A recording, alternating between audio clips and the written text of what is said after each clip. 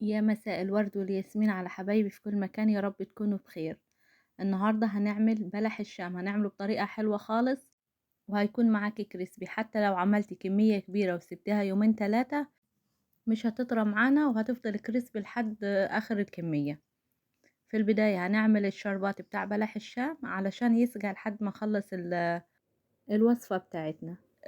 البلح الشام الشربات بتاعه بيكون تقيل شوية، يعني هنعمل كوباية مية عليهم كوبايتين سكر وعصرة ليمون.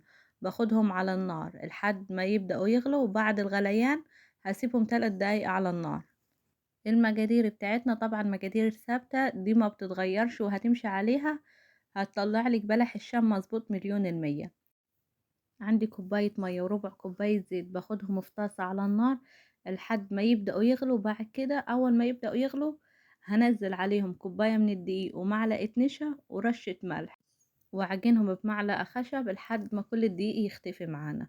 وبعد كده هسيبهم لحد ما يهدوا خالص من السخنية، وبعد كده نشتغل عليهم.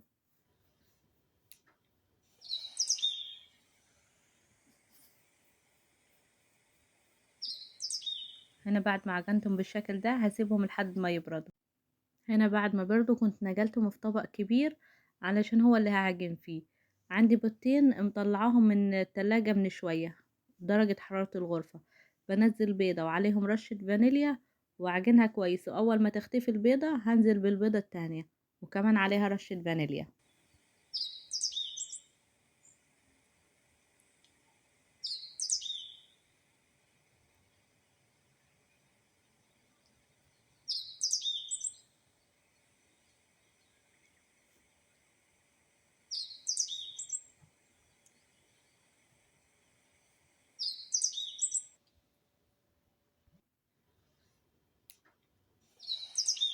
هعجن كويس خالص خالص لحد ما كل البيض يختفي.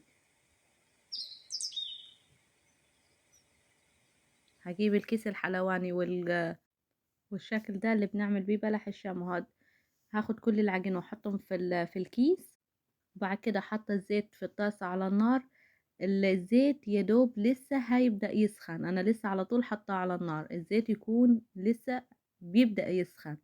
وعندي مقص، المقص بحط الطرف بتاعه في الزيت واقطع على حسب ما انتوا عايزين. يكون كبير الحجم، يكون صغير متوسط، براحتكم. انا عملت الحجم متوسط بالشكل ده. كل ما اقطع واحدة هنزل المقص، طرف المقص في الزيت لحد ما اخلص كل الكمية.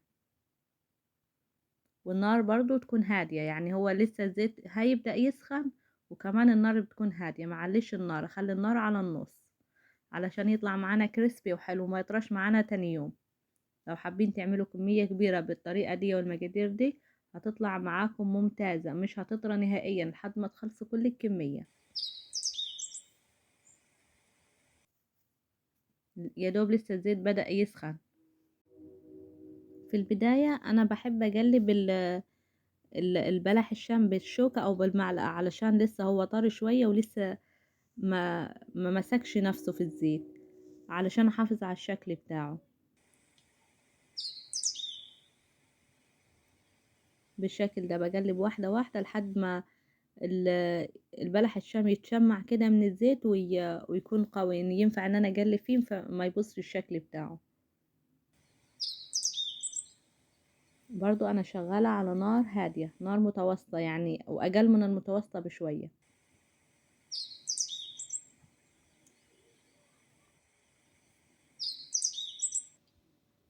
هنا بدأ ياخد اللون الذهبي الخفيف، انا لسه هستنى عليه شوية كمان.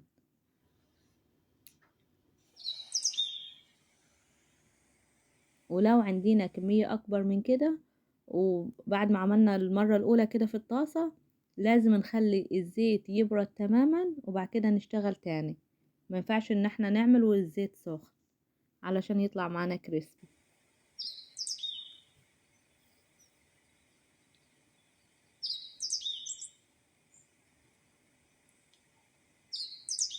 هنا استوى والشكل بتاعه اللون تحفة زي ما انتوا شايفين. انا مش حابة ان هو ياخد لون اغمق من كده، يعني ده حلو خالص. هبدأ اطلعهم واخدهم اسقيهم من الشربات. الشربات طبعا ساقع خالص زي ما احنا عارفين، احنا عملناه في البداية وسيبناه يسقع خالص. الشربات كوبايتين سكر، كوباية مية، وعصرة ليمون. بسيبه في الشربات كده 4 5 ثواني مش اكتر من كده. وبعد كده البلح الشام بيكون معانا جاهز، وتاكلوه بألف هنا وشفا يا رب. انا واثقة لو مشيتوا على المقادير مظبوطة هتطلع معاكم احلى بلح شام. ممكن كمان ما تكونوش عملتوه قبل كده بالحلاوة دي. اتمنى اللي يجربها وتطلع معاه حلوة يا ريت يعرفني في الكومنتات، وما ينساش اللايك. واللي لسه ما اشتركش يا ريت يشترك ويفعل زر الجرس عشان يوصله كل جديد. وما تنسوش صفحتي على الفيسبوك مطبخ كامل. اتمنى ان اشوفكم هناك، وان شاء الله نشوفكم على خير في فيديو جديد. See you. باي باي.